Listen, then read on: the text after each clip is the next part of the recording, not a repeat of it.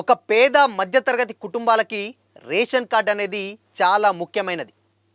ఎలాంటి పథకం కావాలన్నా, ఎలాంటి స్కీమ్‌లు అప్లై చేసుకోవాలన్నా, లేదంటే మనకి ఏదన్నా అప్లై చేసుకోవాలన్నా గానీ ఖచ్చితంగా రేషన్ కార్డ్ అనేది కంపల్సరీ అడుగుతారు అధికారులు, ప్రభుత్వాలు కూడా. అయితే గత ప్రభుత్వాల నుంచెల్లి కూడా, గత బీఆర్ఎస్ ప్రభుత్వాల నుంచెల్లి కూడా ఇప్పటి వరకు అంటే గత ప్రభుత్వాలు దాదాపు బీఆర్ఎస్ ప్రభుత్వంలో ఉన్నప్పుడు 10 సంవత్సరాలలో కనీసం పేద మధ్యతరగతి కుటుంబాలకు ఒక్క కొత్త రేషన్ కార్డు అప్లికేషన్స్ కూడా ఇవ్వడం అయితే జరగలేదు.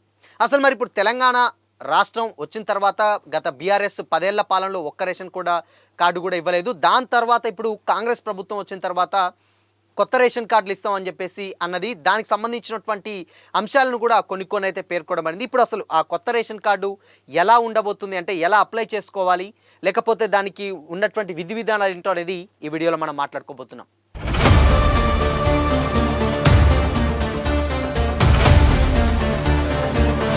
నమస్తే, వెల్కమ్ టు దిశ టీవీ. మనందరికీ తెలిసిందే, కుటుంబ సభ్యులు అంటే ఎవరికైనా కానీ ఏదైనా స్కీమ్ అప్లై చేసుకోవాలన్నా, ఏదైనా అప్లై చేసుకోవాలన్నా కంపల్సరీ రేషన్ కార్డ్ అనేది ప్రామాణికం. అది అందరికీ తెలిసిన విషయమే. ఇన్ కేస్ మనకు రీసెంట్గా పెట్టినటువంటి ఇందిరమ్మ ఇల్లు కూడా కావాలన్నా కానీ రేషన్ కార్డే, ఏదైనా లోన్ పెట్టాలన్నా రేషన్ కార్డే, ఇన్ కేస్ ఎలాంటిది అప్లై చేయాలన్నా కానీ రేషన్ కార్డు కంపల్సరీ. అయితే రీసెంట్గా రైతు రుణమాఫీ కూడా కొంతమందికి ఇవ్వలేదు. ఎందుకు ఇవ్వలేదు అనంటే రేషన్ కార్డు ఇవ్వలేదనేసే రైతు రుణమాఫీకి కూడా ఇవ్వలేదు. అయితే ఇప్పుడున్నటువంటి కాంగ్రెస్ ప్రభుత్వం ఇస్తాం, ప్రతి ఒక్కరికి రేషన్ కార్డు ఇస్తామని అయితే చెప్పింది. అయితే దాదాపు రీసెంట్గా జరిగినటువంటి ప్రజాపాలనలో గతంలో ఉన్నటువంటి ప్రతి ఒక్క స్కీమ్ కింద, అంటే అటు రైతు భరోసా కానీ, ఆత్మీయ భరోసా కానీ, ఇందిరమ్మ ఇళ్ళకు కానీ, కొత్త రేషన్ కార్డులకు కానీ ప్రతి ఒక్కటి కూడా ఇచ్చింది. అయితే ఆ ప్రజాపాలనలో భాగంగానే దానికి వెనక సైడు ఒక వైట్ పేపరు పెట్టి మీ కుటుంబ సభ్యుల వివరాలు ఏంటి, ఆధార్ నెంబర్లు ఏంటి, మిగతా వాళ్ళకి సంబంధించినటువంటి డీటెయిల్స్ ఫిల్ చేయండి అని చెప్పేసి కూడా ఇచ్చింది. అయితే ఆ గతంలో 12,60,000 మంది అప్లై చేసుకున్నారు మొత్తంగా.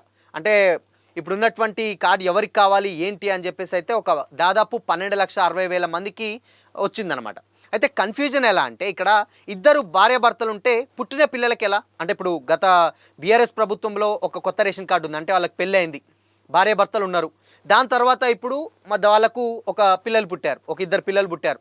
పిల్లలు పుడితే మరి వాళ్ళకి ఎలాంటి, అంటే ఇప్పుడు కొత్తగా చేర్పించుకోవాల్సిన విధానాలు ఏంటి కూడా గత బీఆర్ఎస్ ప్రభుత్వం చేయలేదు. అయితే దానికి సంబంధించినటువంటి ఎలాంటి అప్డేట్ కానీ, ఎలాంటి లాగిన్లు కానీ ఎక్కడా కూడా లేవు.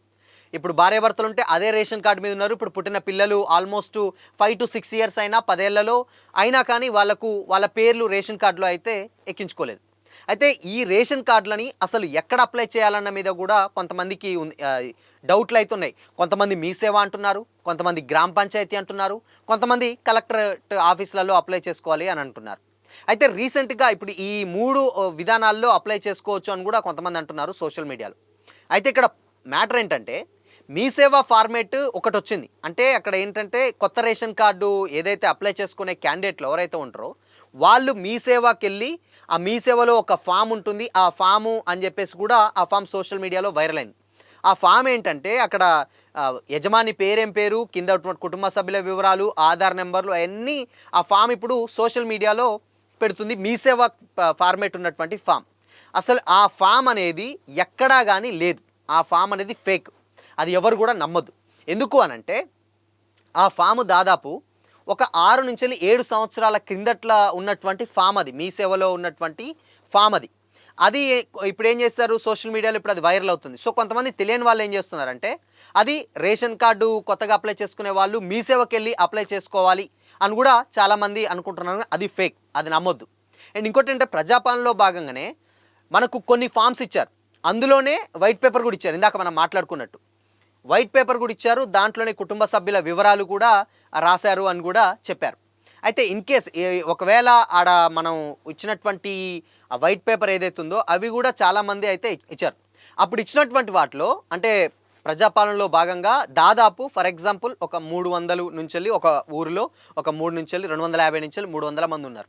అయితే ఇచ్చినటువంటి వాటిలో కేవలం ఒక 40 మందే అప్లికేషన్స్ ఉంటే వాటిని అధికారులు ఇళ్లలోకి వచ్చి ఫైనల్ వెరిఫికేషన్ చేస్తాను కూడా అన్నారు. అంటే దాదాపు ఒక 250 నుంచి 300 మంది అప్లికేషన్స్ ఇస్తే ఒక 40 మందినే ఫైనలైజ్ చేశారు అని కూడా అని అన్నారు. దాని నుంచి అలా వచ్చినటువంటి 40 అప్లికేషన్స్ వెరిఫికేషన్ చేసి రేషన్ కార్డులు ఇస్తామని కూడా చెప్పారు. లేదంటే గ్రామ పంచాయతీ కానీ, లేదంటే ఎంఆర్ఓ ఆఫీస్లో కానీ వైట్ పేపర్ మీద కూడా మీకు రాసి ఇవ్వాలి కూడా అని కూడా చెప్పారు. ఇన్ కేస్ అది కాకుంటే ఫైనల్గా ఇక్కడ ఏంటంటే రీసెంట్గా మనం చూసుకున్నట్లయితే ఇక్కడ మొత్తంగా కొత్త రేషన్ కార్డులు ఇక్కడ మీ సేవ కానీ అటు ఎంఆర్ఓ ఆఫీసులు ఈ 3 విధానాల్లో ఇవ్వచ్చు అంటారు. కానీ మీ సేవ అనేది ఫేక్. మీ సేవ ఎవరు నమ్మకూడదు.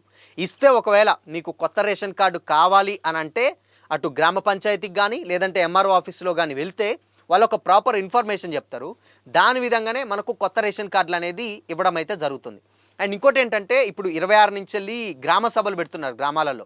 సో ఆ గ్రామ సభల్లో ఎవరికి కొత్త రేషన్ కార్డు ఇప్పుడు నిరంతర ప్రక్రియ అని కూడా అధికారులు ఇప్పటికే చెప్పడం అయితే జరిగింది. అంటే ఇన్ కేస్ ఒకేసారి ఇచ్చేది కాదు, ఇది నిరంతర ప్రక్రియ. ఇప్పుడు కొత్త రేషన్ కార్డులు అవసరం పడుతూనే ఉంటాయి. కొత్తగా పెళ్ళిళ్ళైన వాళ్ళు ఉంటారు, పిల్లలు పుట్టే వాళ్ళు ఉంటారు, వాళ్ళ పేర్లు కొత్తగా ఎక్కించాలి అని కూడా అంటారు. అయితే దీని మీద ఏంటంటే నిరంతర ప్రక్రియ డెఫినెట్గా ఉంటుంది. అర్హులైన అందరికీ రేషన్ కార్డులు తప్పకుండా ఇస్తామని కూడా కాంగ్రెస్ ప్రభుత్వం అయితే రీసెంట్గా ఉన్నటువంటి అధికారులు కూడా చెప్పడం జరిగింది.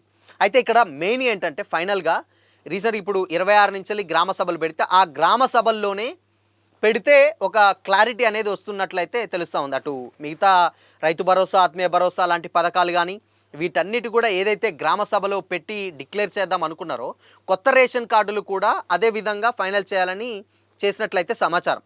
ఎందుకంటే ఇప్పుడు అక్కడికి ఫైనల్గా వస్తే ఇప్పుడు పలాని పేరేంటి, మధు ఉన్నారు ఫర్ ఎగ్జాంపుల్, మధు ఎవరున్నారు, ఎంతమంది, వాళ్ళ కుటుంబ సభ్యులు ఎంతమంది, వాళ్లకు ఇన్ కేస్ ఆయనకి ఎంతమంది పిల్లలు ఏంటని అయితే అక్కడే గ్రామ సభలో పెడితే ఉన్నటువంటి ఏమైనా అబ్జెక్షన్ ఉన్నా అదే గ్రామ సభల్లో చెప్పడం జరుగుతుందన్నమాట. ఇప్పుడు ఆ గ్రామ సభలో పెట్టినట్లయితే ఈ క్యాండిడేట్కి ఎంతమంది, వీళ్ళ కుటుంబ సభ్యులు ఎంతమంది పిల్లలు, వీళ్ళ డీటెయిల్స్ ఏంటంటే అక్కడ ఎవరికైనా అబ్జెక్షన్ ఉంటే వాళ్ళు చెప్తారు. అబ్జెక్షన్ లేకపోతే ఓకే వీళ్ళు ఎలిజిబిలిటీ అంటే వీళ్ళు అర్హులే కొత్త రేషన్ కార్డు అని చెప్పేసి ఆ విధంగా అయితే యోచిస్తున్నట్లయితే సమాచారం. మొత్తంగా కొత్త రేషన్ కార్డుల ప్రక్రియ అనేది నిరంతరమైనటువంటి ప్రక్రియ. అది ఒక్కసారిగా అప్లై చేసుకునేది కాదు, అది వస్తూనే ఉంటుంది, పోతూనే ఉంటుంది. కాబట్టి ఈ కొత్త రేషన్ కార్డుల మీద గందరగోళం కొద్దిమందికి ఇప్పటికే ఉండుంటుంది. బట్ కాకపోతే ఉన్నటువంటి అధికారులు కూడా ఇది నిరంతర ప్రక్రియ.